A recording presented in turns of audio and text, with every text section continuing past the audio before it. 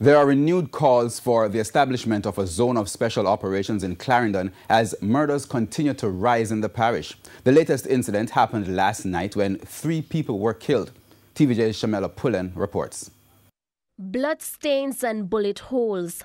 The windscreen of this car showing the telltale signs of another shooting.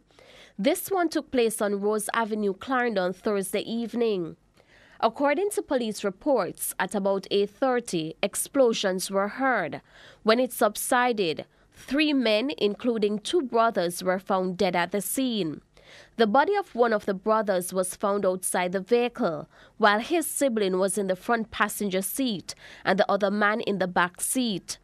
The dead men have been identified as 26-year-old Michael Williams and Calvin Williams, both of Comfort in the parish, and 41-year-old Bartholomew Blair of Barton, St. Catherine.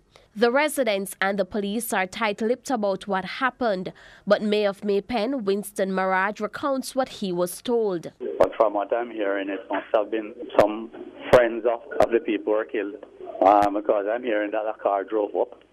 This is what the people are saying on the ground. A car drove into a yard, and it has Old Arbor written on its subtitle or something. And the people in the yard started to open fire on them. So, I'm just wondering what could have caused that. So obviously it must be some setup or something, everybody's saying.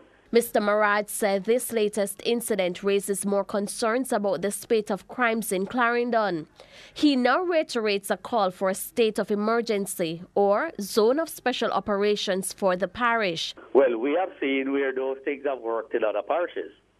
Of course, we have seen where it has worked in other parishes. So we wouldn't have a problem having a ZOZO or a state of emergency right now in Clarendon, because anything that can help to reduce the crime situation, we would welcome it. Anything at all. The mayor also defended the police, saying they're doing their part in curtailing crime.